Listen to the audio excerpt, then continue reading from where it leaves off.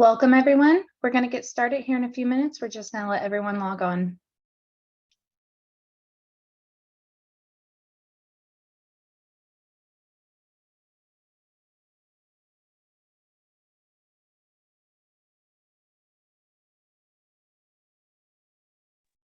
If you're just joining, we are going to give it a few more minutes to let everyone get logged on, and then we'll get started.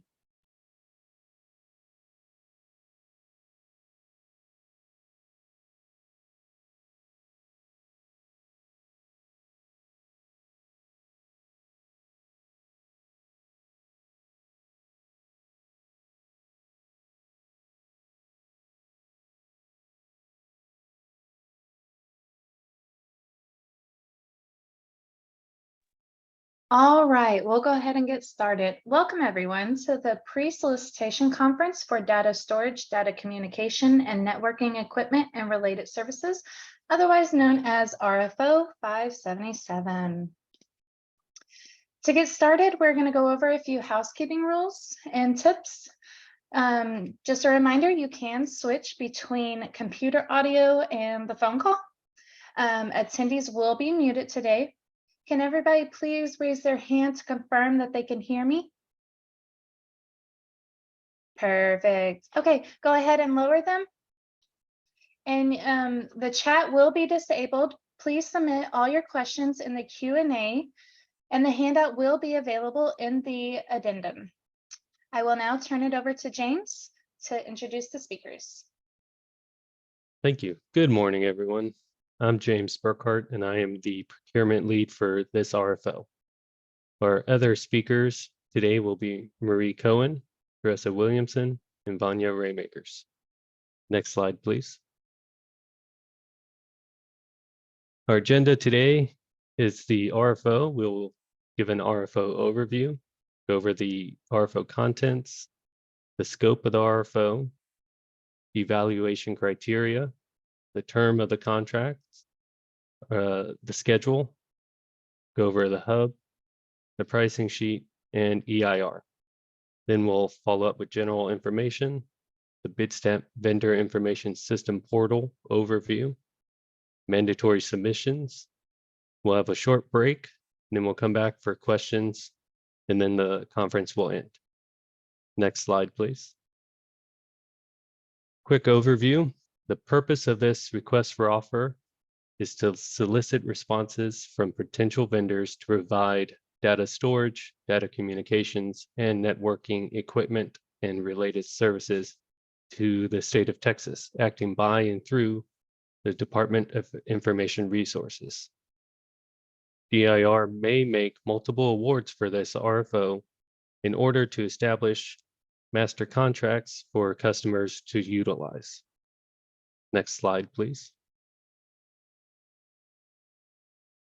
This is a quick snapshot of our historical sales for our cooperative contract program, which this RFO falls under. We have the customer basis on the side, which are assistance organizations, higher education, K through 12, local government, out-of-state entities, and state agencies. This is also divided into fiscal years. So 2019, fiscal year 2020, fiscal year 2021, and fiscal year 2022, with the total of the sales being in the billions for the entire cooperative contract program. Below that is the data storage, data communication, and networking equipment and related services sales for the fiscal year 2020, fiscal year 2021, and fiscal year 2022. For fiscal year 2020, the program sales reached almost $104 million. In 2021, it was 92 million, and FY 2022 went back up to just under $105 million. Next slide, please. Thank you. So the contents for this RFO, it contains attachments 1 through 3 and exhibits A through K. Attachment 1 is the sample contract for the products and services. Attachment 2 is the standard contract terms and conditions. Attachment 3 is the services agreement template. Attachment 4 is the master lease agreement template. Attachment 5 is the master operator's lease agreement template. Exhibit A is the respondent information. Exhibit B is respondent history and experience. Exhibit C is contract marketing and customer support plan. Exhibit D is the hub subcontracting plan sample form. Exhibit E is itemized pricing. Exhibit F is the reference forms. Next slide, please. Exhibit G, the respondent release of liability. Exhibit H is the Edgar certification form. Exhibit I through K are the accessibility forms that Marie will cover later in this presentation. Next slide, please. We'll start with the RFO itself. Next slide, please. Section 2.7 covers the term of the contracts when awarded. The term of any contract awarded from this RFO shall be an estimated 2 years with one optional 2-year renewal and one optional 1-year renewal to be exercised by DIR at its discretion. The renewals will automatically occur at the end of each contract period. And it will be in the one optional 2-year renewal and then the one optional 1-year renewal. And this is unless either party provides notice to the other party 60 days in advance of the renewal date, stating that the party wishes to discuss modification of terms or not to renew. Next slide, please. The anticipated schedule of events is covered in section 3.3 of the RFO document. October 20th, the RFO was published to the ESBD. Today is October 30th, and this is the pre-proposal webinar. November 6th at 2 p.m. is the deadline for submitting questions for this RFO. January 3rd, 2024 at 2 p.m. Central Time, the deadline for receiving vendor references and the deadline for submitting responses to the RFO. And then in January 10th and onward is the evaluation process, which would lead into negotiations and contract execution. Next slide, please. To cover the evaluation of the responses, it is broken down in RFO section 4.2.1, which is the pass-fail criteria. Please note that incomplete response packages will be rejected. The financial review and the hub subcontracting plan review are on a pass-fail basis. Failure to provide a DUNS number may result in your response being disqualified. Only responses that receive the passing grade will proceed to the next evaluation phase, which is broken down in section 4.2.2, the weighted evaluation criteria. 45% of the weighted criteria is in pricing.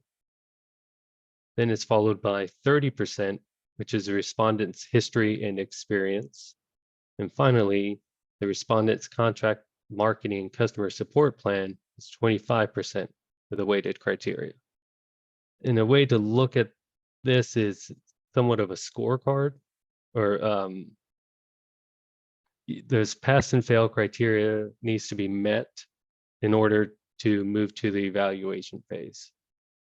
And then once you're in the evaluation phase, the highest, you need to get a high score to pass on to the negotiation phase of the contract.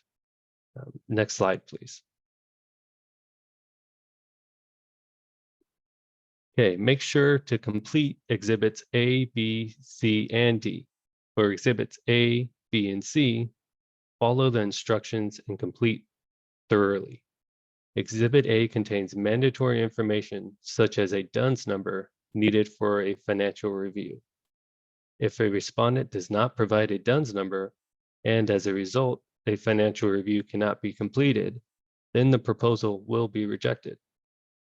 Exhibits B and C are scored, so please complete thoroughly with information related to the scope of this RFO. Exhibit A is the respondent's information. Again, the respondent can be disqualified if Exhibit A is not completed and signed. This form must be filled out in its entirety and signed by an officer or agent empowered to contractually bind the respondent. Complete canceled contract references if applicable, please. Exhibit A1 covers the exceptions. Under Exhibit A, Item 13, the respondent will indicate whether or not it has any exceptions. If yes, the respondent will fill out this form as instructed in Exhibit A.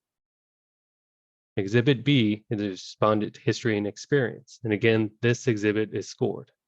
Respondents must provide a detailed response to each question, detailing the respondent's history and experience in providing the products and services proposed. Also, just word of caution, please, the respondent's response may be disqualified if their exceptions are excessive in Exhibit A1. Next slide, please. Exhibit C is the contract marketing and customer support plan. This exhibit is also scored. The respondent must provide a plan that describes the respondent's ability and strategy for promoting and supporting the contract, if awarded. Exhibit D is the historically underutilized business form sample. Respondents must provide an HSP form as instructed in Section 3.4.1, subcontracting plan item B of the RFO. Vendors must download the latest form using the link provided under item B. Exhibit E is itemized price sheet. Respondent must submit specific pricing for products and services requested. Respondent must respond as instructed in Exhibit E, itemized price sheet spreadsheet. Next slide, please. Exhibit F is the vendor references. The respondent must send the Exhibit F reference form to a minimum of 3 companies or government agencies. References must respond to DIR on the form provided by the due date in order to be considered for evaluation. Respondent may not submit the reference form to DIR. Exhibit G, respondent release of liability for references. This form is required for all canceled contracts and must be provided to DIR with respondent's proposal. Exhibit H is the Edgar certification form, and it must be provided as requested in Section 3.6.1 under the federal requirements of this RFO. Next slide, please. Exhibit I, the PDAA. The respondent must complete the policy-driven adoption for accessibility for vendor self-assessment. Exhibit J, the VPAT. Respondent must provide an accessibility conformance report, ACR, or completed VPAT for all commercial off-the-shelf products. Exhibit K is a VADSIR for non-coats. Respondents must provide a completed VADSIR for all proposed development services listed in Exhibit E, itemized price sheet. And Marie will go over Exhibit I, J, and K more thoroughly later in this webinar. Next slide, please. The scope for the RFO can be found under Section 2. DIR intends to contract with successful respondent to provide data storage, data communication, and networking equipment and related services. Next slide, please. The data storage products include online data storage via the internet, portable storage, co-location/equipment room accessories, as in racks and cable trays, cloud services as applicable to data storage only. Please note, co-location is defined as a data facility in which customers may rent space for servers and other computing hardware. Co-locations may include managed services that support customers' business initiatives. Next slide, please. Okay, data communications and networking equipment products include routers and switches, servers, voice over internet protocol products, phones and headsets, network equipment, cabling, firewalls, network room infrastructure such as patch panels, wiring blocks, patch cords, network test equipment and cable tools, fiber optic accessories, and telecommunication parts and supplies. Next slide, please. Related services can be defined as any value-added service that respondent may perform as related to the products proposed in RFO section 2.1.1. Related services include, but not limited to, product installation, integration, maintenance and support, technical services, managed services, and product training. Managed services may include management of customer-owned equipment or a defined set of services to the customer. Related services for data communications and networking equipment may include enterprise license agreements. Next slide, please. Exclusions and items out of the scope of this RFO include related services only, without also providing an associated product service within scope. Custom application development services is also excluded.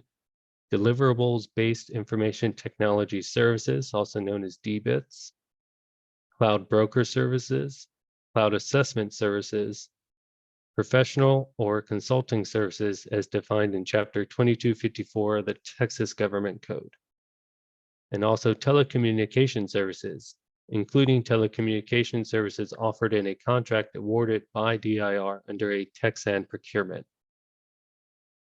Also, please note that DIR has a list of prohibited technologies on its website. I strongly suggest looking over, and the link is provided on this slide. Next slide, please. And I believe I'll be handing it over to Teresa to cover the Hub subcontracting plan. Yes, thank you. Welcome, everyone. My name is Teresa Williamson. I'm the Hub Program Manager. Let's talk about the importance of your Hub subcontracting plan. Next slide. There you go. Okay. All respondents, Hub and non-Hub, will complete a Hub subcontracting plan, also known as your HSP. Please visit the link that's been provided for you for the most current approved copy of the Hub subcontracting plan. Also, please note, don't modify this document or convert it into a Word document. It is an editable PDF file. Next slide. All right. All respondents are required to submit a completed signed HSP. Failure to submit a completed signed HSP will cause your response to be rejected. This, like James said before, this is a pass or fail item. There are 3 ways to complete your HSP. 1 is that you will self-perform. 2 is to meet or exceed the Hub goal and complete method A. Or 3 is not to meet the Hub goal and complete method B. Again, if you do not correctly complete and sign your Hub subcontracting plan, you will be disqualified from moving forward with this solicitation. Next slide. The Hub goal for this RFO is 21.1%. If your proposed subcontracting meets or exceeds the 21.1% Hub goal, you'll complete method A. Be sure to identify all Hub and non-Hub vendors that you will be subcontracting with. Include the anticipated dollar amounts and expected percentages. So you will complete sections 1, 2, 4 in the method A, attachment A. Again, don't forget to sign and date your HSP in your section 4. The Hub office will provide you with a review of your HSP prior to the due date of this RFO. Next slide. If you are going to subcontract below the Hub goal, you'll complete method B. Be sure to solicit a minimum of 3 Hub certified companies and 2 minority trade organizations. With the method B good faith effort, you must allow the vendors and the trade organizations 7 business days to respond to you before moving forward. Please note that the day that you send out your correspondence is considered day 0. Include your outreach to these entities with your HSP. So you will complete sections 1, 2, 4, and the method B, attachment B. Again, don't forget to include those approximate dollar amounts and expected percentages. I've seen many companies submit an incomplete method B, good faith effort, and fail. Remember that the DIR Hub office is available to do those precursory or complementary reviews for you. Next slide. If you will be self-performing, you will complete sections 1, 2, 3, and 4. And your self-performing justification, you will identify how your company will fulfill a contract with its own staff, equipment, and resources. Please do not say that you'll subcontract in the future or if you need to. Simply tell us how you plan to self-perform. Next slide. Our contact information is listed here. Please remember that the HSP is a pass-or-fail document. We will provide you with that complimentary review of your HSP prior to the due date. Please allow yourself ample time to complete your HSP correctly. We all want to see your company be successful. So please submit your HSP for that precursory review and give yourself plenty of time to make corrections if needed. Please copy James when submitting your HSP for review. Thank you.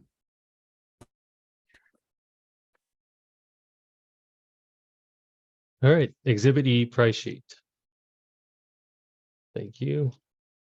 Respondents must submit pricing on DIR's automated pricing form in the Bitstamp VIS. Failure to respond as instructed may result in respondents' offer being disqualified from further evaluation. Next slide, please. Exhibit E, product and service pricing. Respondents must also complete the itemized price sheet that's part of the RFO package. Exhibit E contains 4 tabs. Tab 1 is instructions, tab 2 is products, tab 3 related services, tab 4 volume discount. Please enter prices for each item your company would like to offer to DIR customers with applicable tabs. For certain products, VPAT ACR documents must also be included with respondent's proposal. Elements required for the pricing sheet include product category, product description, part number, MSRP, list price, discount being offered, and DIR customer's price. Next slide, please. Now we'll briefly go over the attachments 1, 2, 3, 4, and 5. Next slide, please.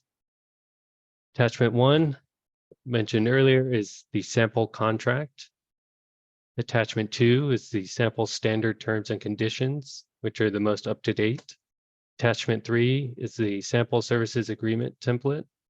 Attachment 4 is the sample master lease agreement template. And attachment 5 is the master operator's lease agreement template. And let's see, is Marie available yet? Is she here? I don't see her yet. Okay.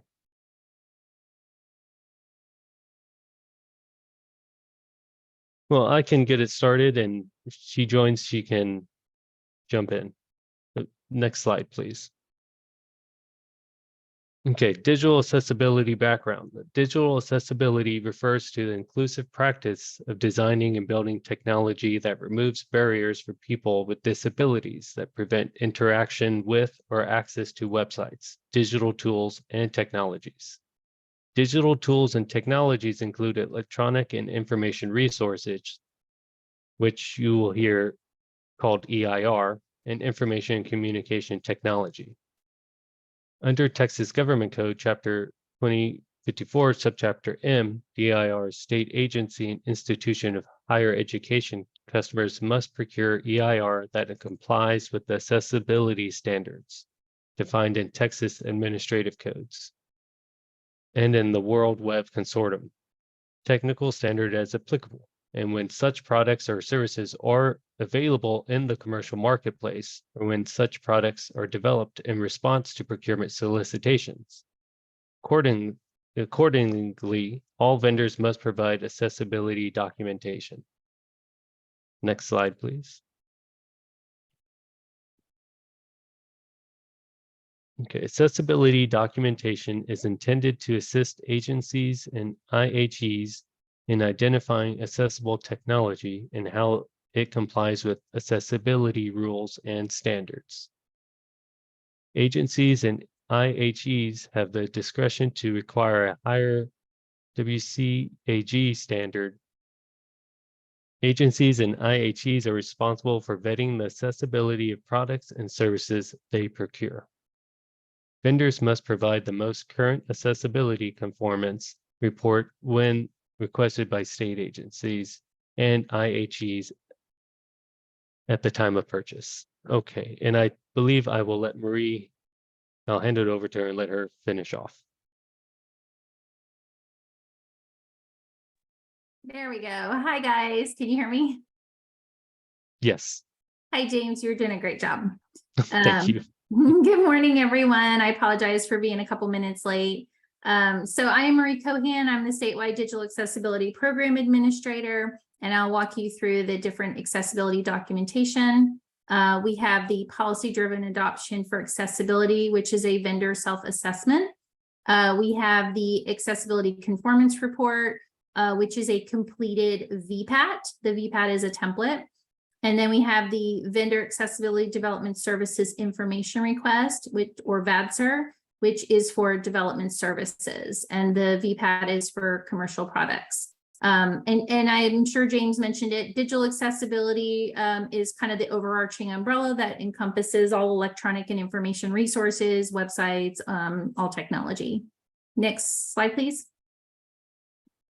So the PDAA is a self-assessment for the vendor organization. This has no affiliation with your product or service offering in your solicitation response. This is strictly around your organizational practices. This is a required document. If it is missing, it could result in a disqualification. If it has a score of 0, it will be a fail in the pass-fail scoring. So please look through those questions carefully and try to answer them as best as you can. I'm sure everyone has some sort of policy started within their organization, but this is a NASCIO sponsored document. It is built off of the Digital Accessibility Maturity Matrix.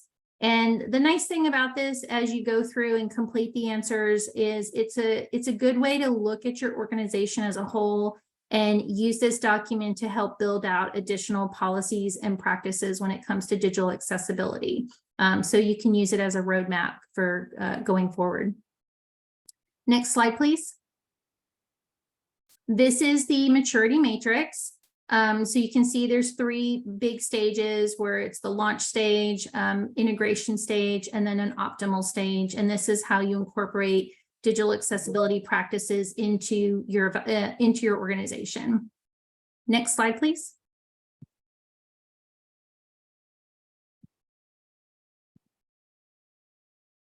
So now we're going to talk about the accessibility conformance report, or completed VPAT. Your solicitation packet did have a VPAT attached. That is the template. This is an industry standard template that's used to test products and see how they conform to WCAG guidelines and success criteria. The state baseline criteria is WCAG 2.0 AA. However, be aware that our agencies have the discretion to have a higher standard, as well as our public higher education. So there may be some that have already adopted WCAG 2.1 AA. So just mention that to be aware, and they do have the discretion to do that. Most of the products in this solicitation, I don't believe will need an accessibility conformance report. So any product that has some sort of user interface on it is going to be a product that requires an ACR. And if you're not sure, feel free to reach out to me and James, and we can kind of help you through that. But if you are completing a VPAT, it needs to be version 2.3 or higher. It It preferably is completed by someone who is aware of how the product tested against the WCAG success criteria. Just putting in general product knowledge is typically not a good ACR. So just be aware of that. Next slide, please. This is what the VPAT looks like. This is a summarized version of it. So it has those 4 different principles for technology. Is it perceivable, operable, understandable, and robust? And these are the different success criteria under each of those principles. And this is what your product will be tested against. Again, this is the criteria for WCAG 2.0 AA. There will be additional criteria for 2.1 AA, which some of our agencies do require. Next slide, please. And this is how your product conforms after testing. So when you test your product against the WCAG success criteria, you'll list out on that VPAT how it conformed. Did it fully support? Did it support with exceptions? Did it not support? Was it not applicable, or was it not evaluated for some reason? On the VPAT, there is a column for explanation. Please fill that out as much as you can, especially for anything below the support line. If those are empty, it doesn't really help us understand how your product partially supported a success criteria or what the gap is. So we really rely on the vendors to provide that information. Next slide, please. This is a vendor accessibility development services information request.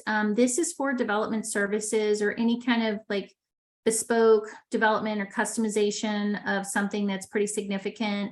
I did not see anything like that in the solicitation, but it is in here in case there is some kind of add-on during an engagement that requires some development services. So just be aware that this form is out there with specific questions on it around the development lifecycle. Next slide, please. And I'm going to skip this one. This is the beginning of the form. And these are the questions on the form. They're all related to the development lifecycle. So questions like, how is your staff trained, your development staff? What type of training did they receive? What kind of testing tools do they use? Is it just automated testing, or do they incorporate manual testing and assistive technology? What does the corrective action process look like? How do you track defects? How do you correct defects? What kind of alternate means do you provide? And then we asked for some references as well. Next slide, please. So DIR has a new service that we provide under this program. We have training for our vendors, just like we have training for the state agencies. This is provided to our vendors at no cost. The training in there is 4 courses. They're each about an hour, and they're specific to doing business in Texas and the accessibility requirements in the state of Texas. They'll go into more detail on these different forms. If you're interested in attending this training, feel free to reach out by emailing statewide accessibility at dir.texas.gov.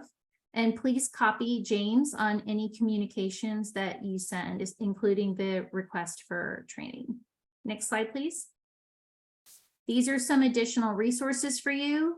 They are on our website, the VPAT template. This will take you to the ITIC who creates that template.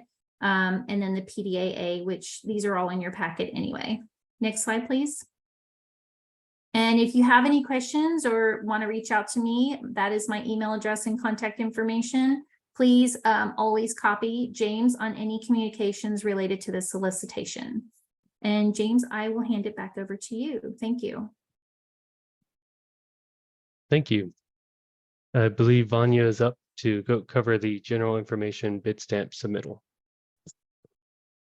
Good morning, everyone. My name is Vanya Raymakers, and I'm procurement lead, a co-worker here with James. Please, next slide. So today we're going to talk about general information, and one of the important parts of your submission of this RFO is the VIS portal and how to submit your information via the system and what the system requires. But before I go through that detail, I want you to understand the parts that are important, okay? So reference the RFO page number and section number when submitting questions. That's very important. Always submit questions through the VIS portal so that they will not be missed. The system itself categorizes your questions numbers them, and there's no way for them to be lost, especially if you send out emails to us. It might get into the spam folder, it might get stuck somewhere, and we can't be responsible for those questions. So always go through the system, because the system is pretty much determined to, it's set up so it will keep your questions and we can print reports and no questions will be missed, okay? Questions answered today are unofficial until posted on the ESPD under your addendums. Check addendums in the ESPD portal always. DIR does not provide addendum copies through the VIS portal, okay? So you are responsible as the vendor to make sure all your addendums are read, acknowledged, and added to your response, okay? All questions regarding the styrofoam must be submitted in writing through Bitstamp by November 6th, so that we can promptly respond to you in time for you to use that information towards your response documents. Next slide. So let's talk about disqualification on offers. And guys, please, please, please, pretty please pay attention to this, because you have no idea how many vendors are so upset with us because they missed these pieces. Remember that there's a section in your RFO that talks about DIR may disqualify you. That does not apply to the requirements that are important requirements that are must, which means these sections that I am talking about, okay? So Exhibit A is your respondent information. This is the document that you are telling DIR that your company is going to be responsible for your answer, and you're taking responsibility and you're saying, yes, we want to respond to this RFO. It's like, if you don't sign this form, it means nothing. It's like a check without a signature. It means nothing. You must have this Exhibit A signed. It must be signed in ink, print it, sign it, scan it, attached to the response. Or it can be any signature method that is official, DocuSign, and there's other types out there. So just keep in mind, Exhibit A must be signed, must be official, okay? It must be done by the person in your company that is authorized to bind your company on the RFO response and everything you are committing to do under the response documents, okay? So very important document. If you don't sign it, you're out, and there is no way to complain. I don't even think God can take you out of this one. So no matter how high up you go to complain that you missed it, forgive me, blah, blah, it's not going to work. Exhibit A is a must. You got to sign it. It got to be assigned, and it got to be put on your RFO, okay? Failure to complete financial information, the DUNS number. This is another must, okay? If your financial information in the Duns and Bradstreet is not accurate, you are going to have problems, okay? Just remember, your financial review is a must, which means if you fail, you don't go forward. And again, there's no place to complain about this one. You need to right now take your company number, DUNS number, go to the Duns and Bradstreet system, take a look at your rating. If something doesn't look good, you still got time to fix it before we check it. Because we're not going to do administrative financial review until this thing opens in January. So guess what? If you have any score, 8 or 9 right now, you got time to fix it. So don't cry later that, oh, my score got changed 2 days after I ran the report. Sorry, can't help you. Administrative review is valid the day that we do it, and it cannot be changed. So please, please, pretty please, pay attention to that. Hub, historically, the hub plan, you guys learn, is a very important thing, guys. You got to sign it, by the way. Don't send us a blank hub form because we can't accept it. Make sure that your hub plan is complete. Make sure it's signed by an authorized person. not just anybody on your company, okay? It's not about who prepared the document, it's who's binding your company to the hub subcontracting plan you are telling us you're going to do, okay? Another one that if you fail, we can't go back in time. This is not back to the future. We cannot go back and fix it, okay? Failure to complete your itemized pricing sheet. There's two things that can happen with this form that is very important that you understand. Your score, if I read correctly in this RFO, is 45% of the entire score on the evaluation. If you fail to put in your itemized pricing sheet in Bidstamp and as a spreadsheet to provide us for us to work the marketing analysis that we do on pricing, okay? This thing is not something we ask you to do for fun. We use it, we need it. It's our backup plan, it's everything that you do. Your 45% of your entire score is based on your pricing sheet. So take your time, do it right. Data entry into the system correctly. All right, it's very important that is entered correctly based on the requirements and the directions that you received from your RFO document. So if it tells you enter a category, then enter a percentage, enter a category, pricing, just follow the directions, okay? I'm gonna talk to you about Bidstamp and how to enter your pricing form, but first you need to complete your spreadsheet.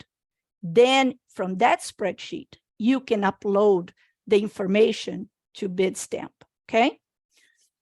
And then, of course, remember, this is an automated system, guys. So if you're late pushing the submit button, there is nothing we can do about that, okay? If you don't do it by the right time, at 2:01 on the date that this thing closed, the system shuts down. There's nothing else you can do, okay? So you must make sure that as you complete your response, you push the submit button. Don't forget, don't think you put everything in there, and if you don't push the submit button, we don't know. It's two different systems. The submit button sends it to us. If you don't push it, it stays on that other system. It stays over there incomplete, and there's nothing we can do with all of those documents over there, okay? So make sure that you don't contact anybody at DIR except for James, and all your communications through Hub Office and to Marie at the accessibility absolutely goes through James. And if you email Hub, CC James. You email Marie, CC James. James is your point of contact and your only point of contact. And even after this RFO opens, during evaluation, during administrative review, during negotiations, this is still in play. Do not contact anybody. If you receive a problem with your RFO and you can't contact somebody else, until this RFO is closed and awarded, you only contact James, okay? And please, please, please, please, don't do it the other way around. Don't call bosses, don't call people to complain. You call James and he'll take care of you, okay? All right, now, delivery of offers. Any vendor responding to this RFO must submit the response through the Bidstamp system. Okay, and we're going to talk a lot about the Bidstamp system soon. Next slide. So, general information. So, do not discuss anything of this RFO with anybody other than James. We cover this, but just so that you know, if you talk to somebody and you get disqualified, again, you can try talking to anybody but God, and I don't think it's going to work. So don't do it. Don't talk to anybody, only James. Okay, he's a very good procurement person. He will answer you. He's not going to let you hanging. So don't think you got to go to somebody because you send an email and 2 minutes later, he hasn't answered you yet. I know you're going to be in a hurry. You want to get things done. But you got time between now and when this thing opens to do things the right way. Take your time and do it right. Don't wait one day before the thing is due and expect IT and James to respond to you in 5 seconds because it doesn't work that way. Okay, guys? Next slide. So again, you will contact James, you will contact Teresa, or you will contact Marie. Always CC James no matter what. Okay? All right, next slide. Any respondent responding to this IRFO must submit their response through the Bitstamp system.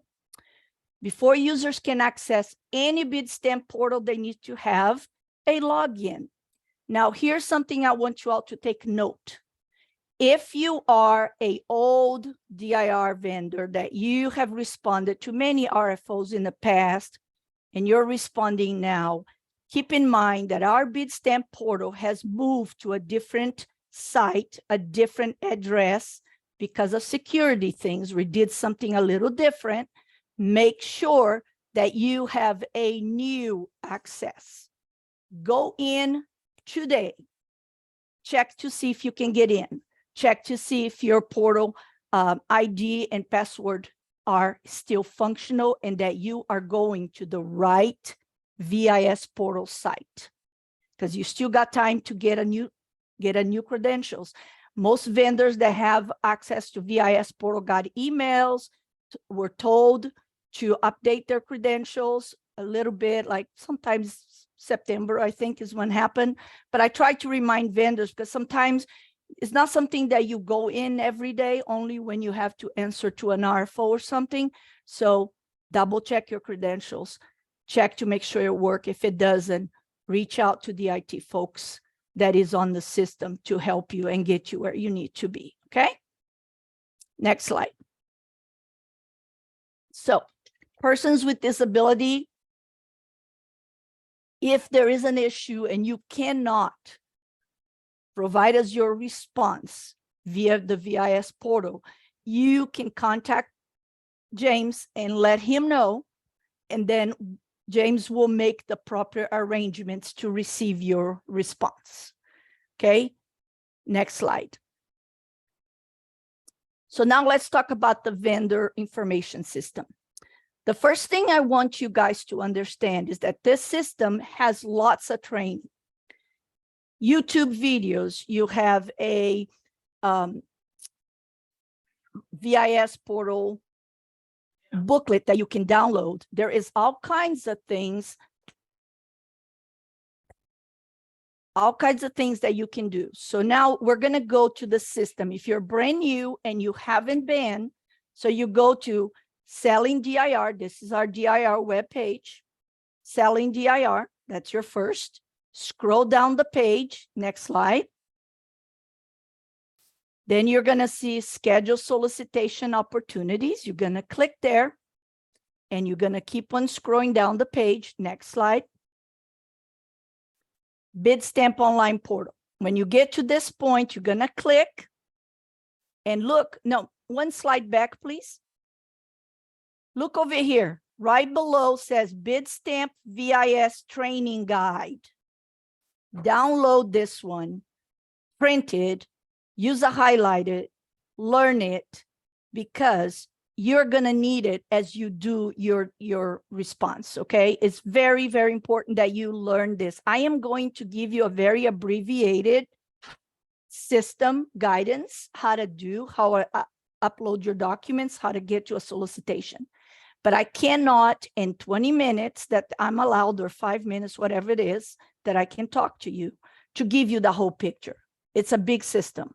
So you're going to have to sometimes use the guide. So download it, read it, highlight it, and so that you can have a tool to help you in case it's the weekend at midnight and nobody else can help you, okay? We got the tools. Next slide. So this is what you're going to see. You're going to put your username. You're going to put in your password. If you have any problems with this, you can get assistance through the Bitstamp portal. Okay, next slide.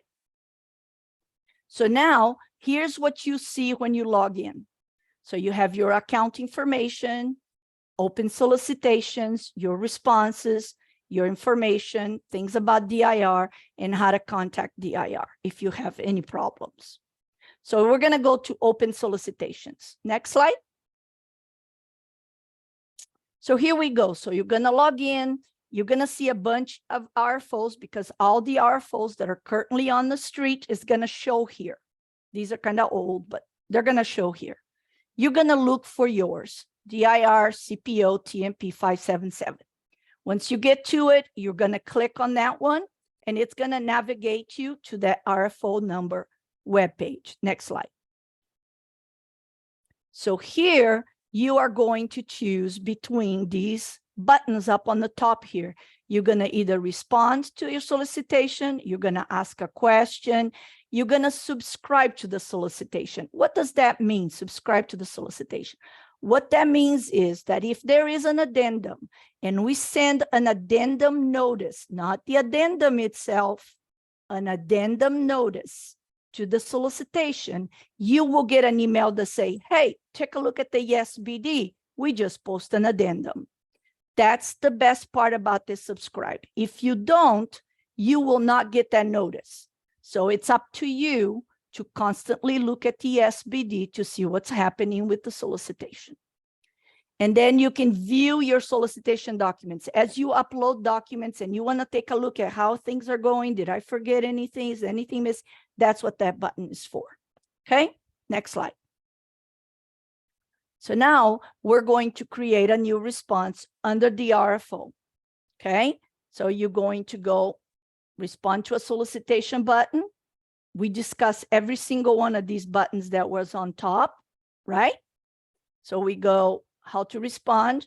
We can ask a question, we can subscribe, and we can view our documents. Next.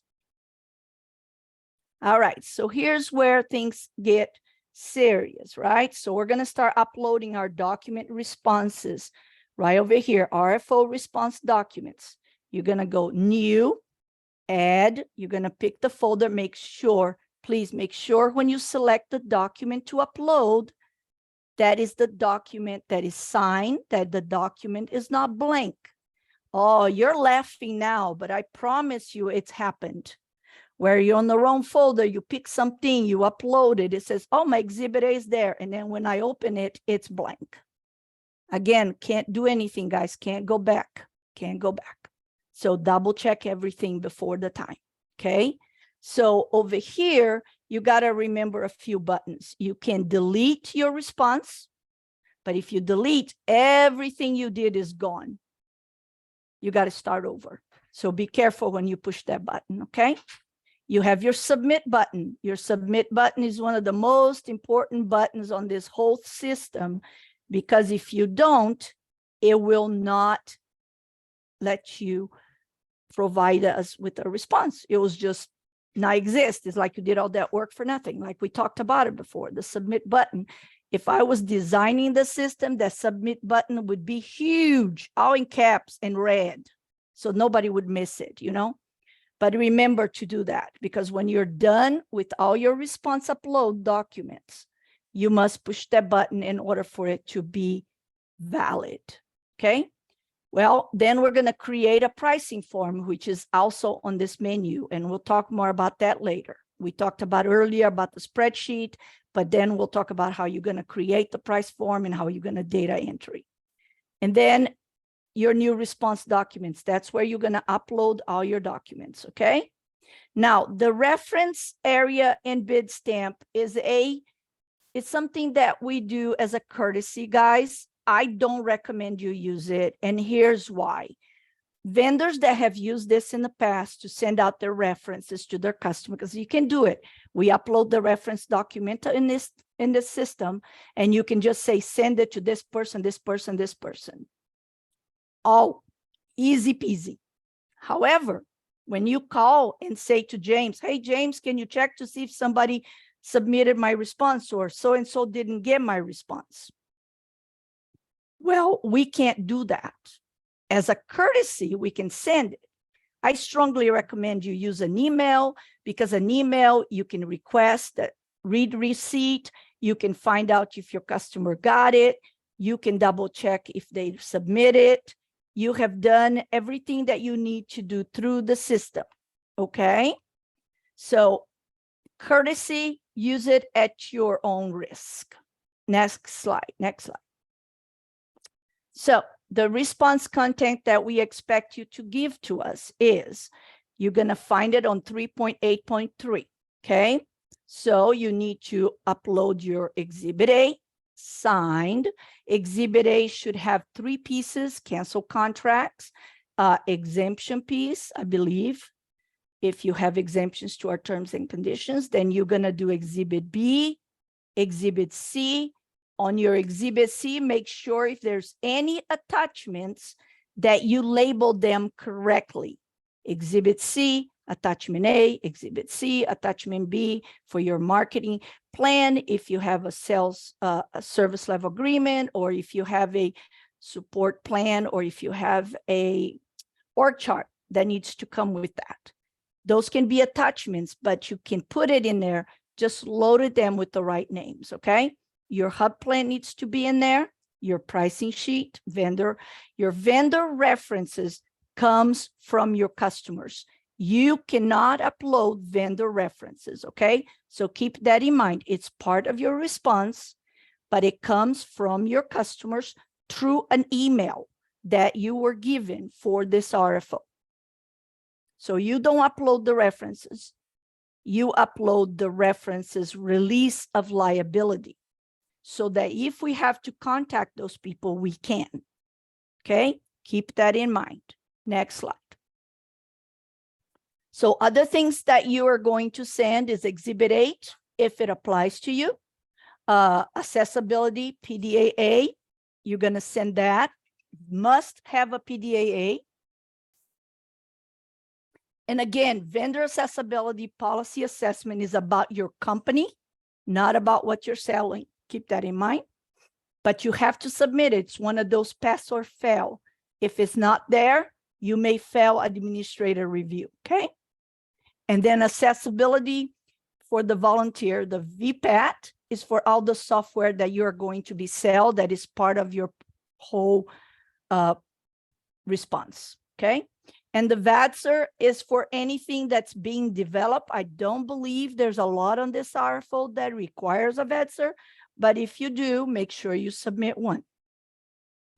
Any software license and service agreement for all of your hardware, all of your maintenance agreements, anything to that fact, right? You can send it to us if it's applicable, okay? Don't forget that, if it's applicable. Okay. Any exceptions to Exhibit A, you also upload those. And we talked about that before. And you have to upload all the signed addendas to this RFO. Again, you have to look at the SBD. All this, you got to print it, sign it, and say, yes, I read it. Because if you make a mistake on your submission and then you come back to us, it says, well, I never read that addendum. And we're going to say, sorry. It was posted on this date, and we expect vendors to download their addendums, read it, acknowledge it, and upload it with your response so that we know you got it. Okay, next slide. So here's that section I told about. DIR has the authority to reject all response received as a result of this RFO. We make our own decisions over here, discretionary authority. You need to remember that. But remember, right? The waive of minor technicalities, right here, waive minor technicalities, does not apply to Exhibit A, the hub plan, the PDAA, and your financial DUNS number score. Okay, those are not minor. Forgetting to send a VPAT in, maybe minor. But forgetting to send your PDAA, not minor. Just keep that in mind. Next slide. All right. We're going to take a short break, and then we'll come back for you guys to ask some questions, and I'll pass it on to James. Thank you, Vanya. Yeah, we'll take a short break. Someone wants to get up, stretch their legs, go grab a drink. We'll come back just before 12:10 to answer any questions.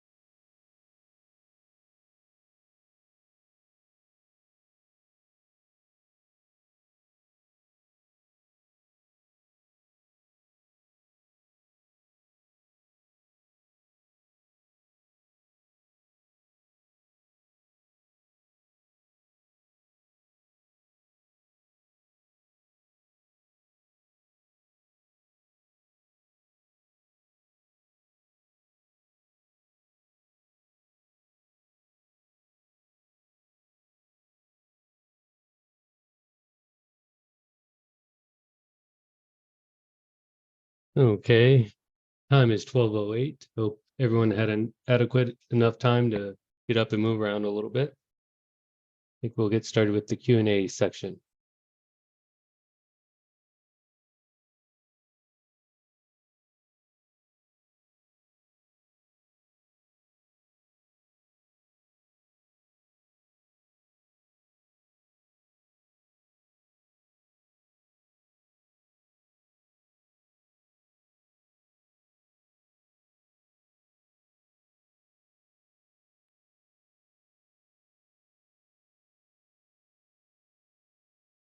Brianna, would you mind starting with the first question? Can you hear me? Yes, I can. Oh, sorry. I guess I was on mute. Under 20890 utilities, it lists backup. Does this include offsite backup to the cloud? It also mentions recovery. Does that include offsite disaster recovery? It does, yes, for both. Okay. How much advance time is required for a precursory HSP plan review? Hi, this is Teresa. You want to allow yourself at least a minimum of 10 business days, but because this is due January 3rd, you want to make sure that you take into consideration weekends and holidays. If you are reselling a product, is the ACR something a manufacturer provides, i.e. Dell or similar? So if you're a reseller, you're gonna get the ACRs from the manufacturer or somehow provide those, but those do need to be provided even if you're a reseller. Okay. Are VPATs required for this RFO? So it depends on the product. If you have a product that has some sort of user interface, then yes, you do need to submit an ACR for that particular product. If Okay. it's like cabling, we don't need ACRs for cabling and things like that. Okay. Do we have to submit VPATs for our company or for each one of the manufacturers that we list in our response? VPATs are completed for a product. So any products that are listed in your response need to have an accompanying ACR.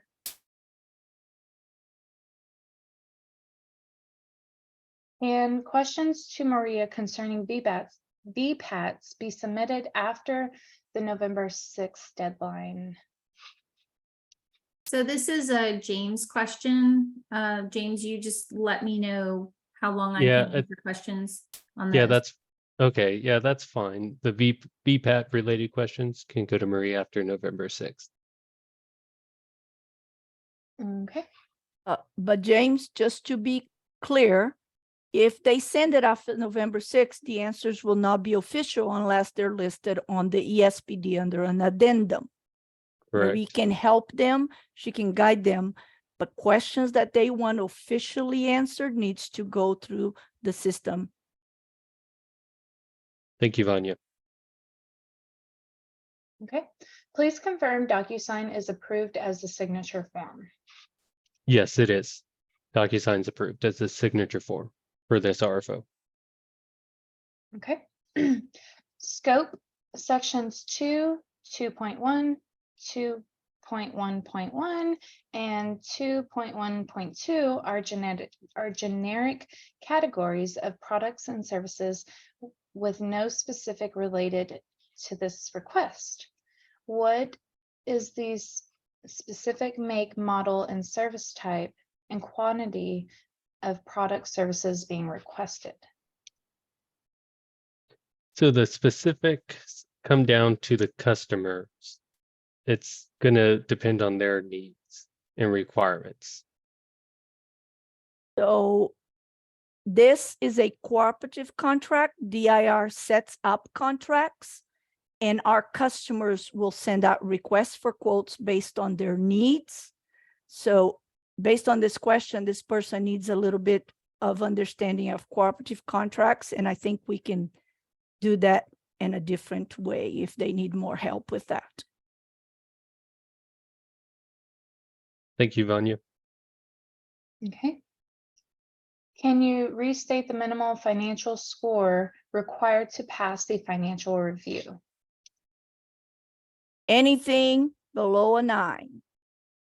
Anything 8, 9, and above will not pass. You have to be below that. Okay. Does the Bidstamp portal automatically save?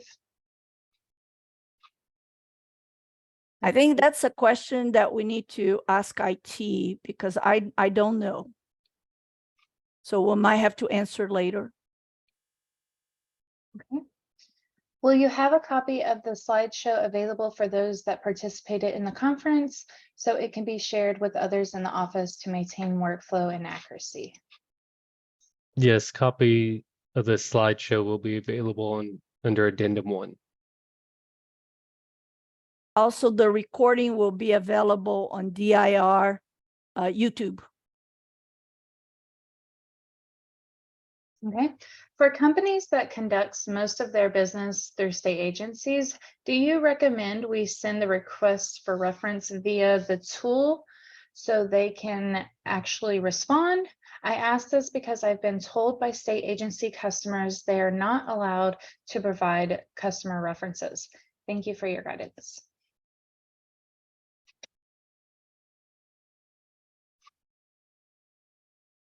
I believe Vanya mentioned that we highly recommend the references are in email form, not using the tool. And also for people that cannot provide written reference, they can also send an email to the mailbox. We did this for software. They can ask that we give them a call. Okay. Do I have to upload an itemized pricing spreadsheet and then separately list each line item from the spreadsheet in Bidstamp?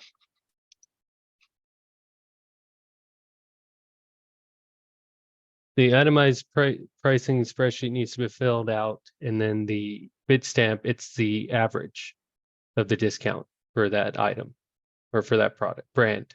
Sorry, for the brand. Okay. Are LOAs required for this bid package? Yes. Would digital signage solutions fall within this RFO? Digital signage uses flat screen TVs and hosting services that provide information to employees and visitors to state agency locations. You can submit the products in your bid and DIR will review them.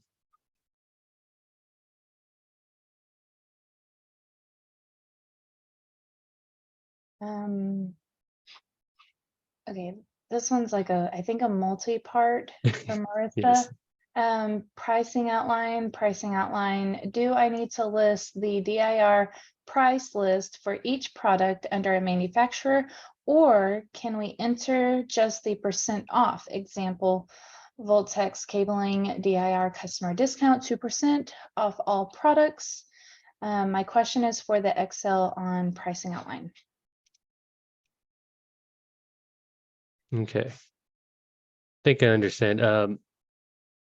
You have to list the MSRP price and then the discount off of that price that's being offered to the DIR customers. And that's for each product? Yes, on the Uh, spreadsheet. James, can I just say something here? Sometimes do, Vanya. sometimes there's a huge product line to a different brand. And usually we tell the vendors to list the spreadsheet, the most sold ones, a few of them, and then put a link to the catalog so that we can see what the MSR prices are, because some of these items are just huge catalogs. And so we like to see the spreadsheet showing the ones that the vendor sells a lot of or is most, that they think is the best to produce, to show their response, what they choose. And then they can send you next to the spreadsheet a link to the catalog if it's very big. Otherwise, just list them.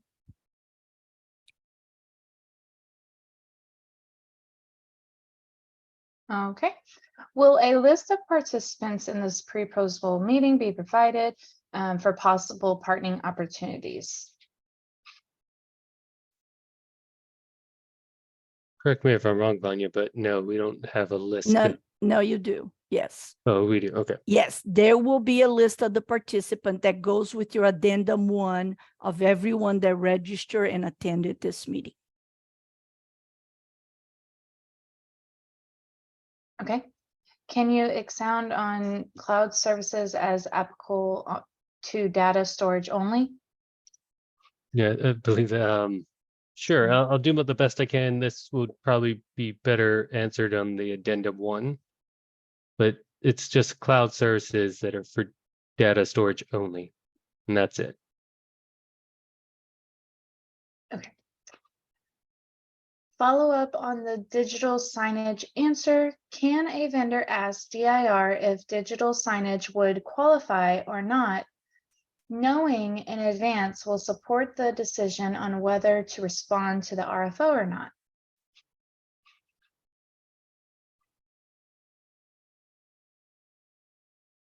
I would recommend that you send an email to James to some information on the product, and then he can answer you and then put the official answer on addendum 1. What do you think, James? Would that work?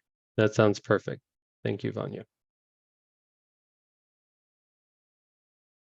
Will the questions be included in addendum 1 from this webinar? Yes. And that is all for right now. Great. Well, in that case, next slide, please, and we'll wrap this up. Just a quick couple of reminders.